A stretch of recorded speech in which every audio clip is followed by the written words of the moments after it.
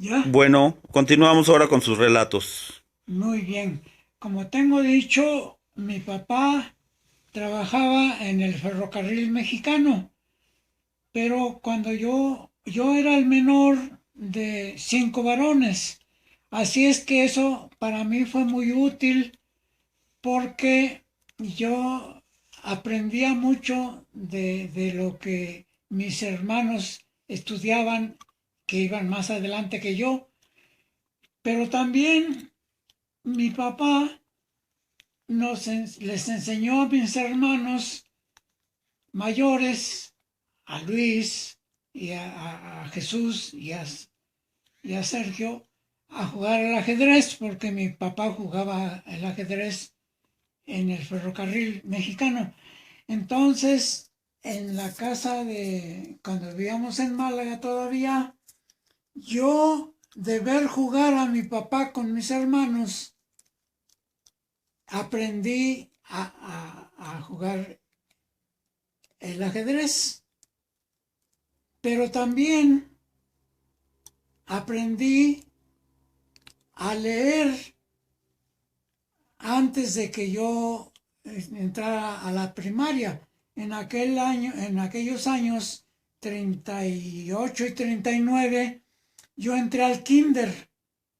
En esas épocas, en el jardín de niños, no se enseñaban ni las letras vocales a los niños. Sin embargo, yo ya sabía leer. ¿Por qué? Porque fui el menor de cinco varones y yo de los libros y de las tareas de mis hermanos aprendí a leer.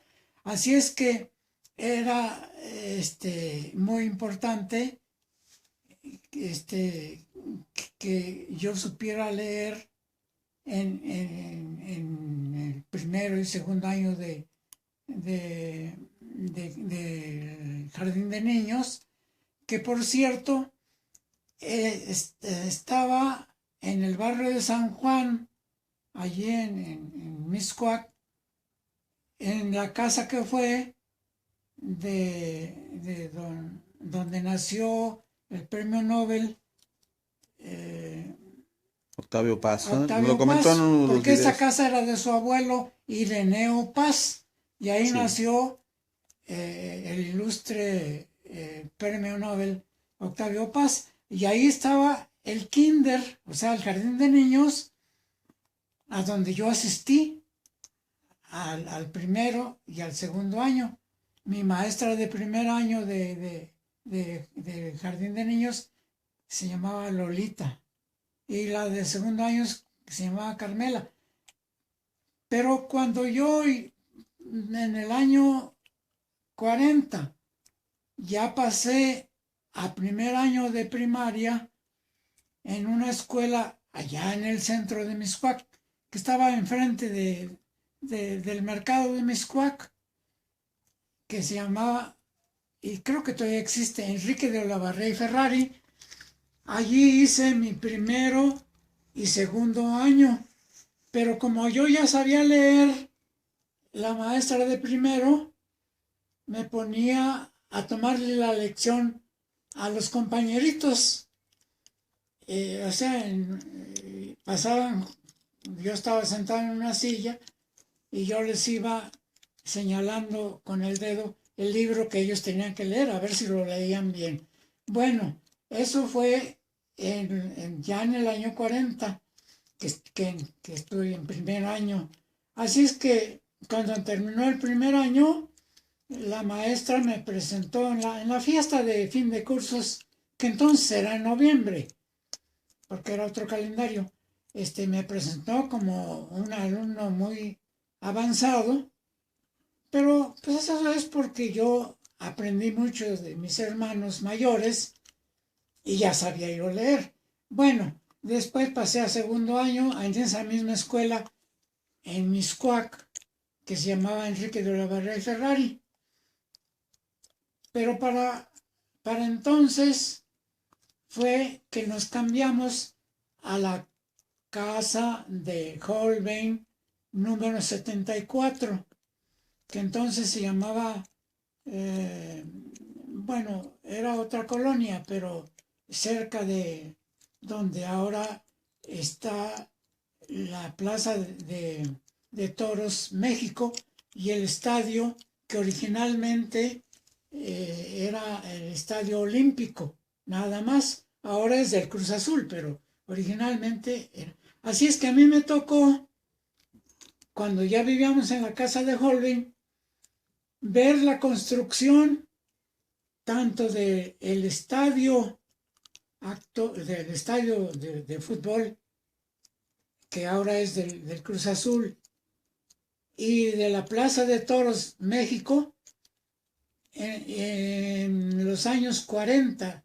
Probablemente empezó en el año 44, 45, por ahí así, la construcción tanto del estadio como de la plaza, porque como ya tengo dicho, allí en ese que era un enorme agujero, pero de forma rectangular, había sido una ladrillera y todavía quedaban unos hornos de ladrillo donde vivía alguna familia muy pobre. Pero a mi hermano Sergio y yo nos tocó ver la construcción que tanto del estadio como de la Plaza de Toros, que un empresario, me parece que de origen judío, que se llamaba Negib Simón, fue el empresario que gracias a él se construyeron tanto el Estadio Olímpico, que ahora es del Cruz Azul, como la Plaza de Toros México. Y ya después otro señor que era otro empresario judío que era el dueño del Frontón México, años después, cuando ya estaban construidos tanto el estadio como la plaza, no sé qué maniobra hizo y se quedó con la Plaza de Toros. Bueno, entonces nosotros pues vivíamos en la calle de Holbein, pero muy cerca de Augusto Rodin, donde está la Plaza México. Pero esa calle de Augusto Rodin es transversal a Holbein y llega hasta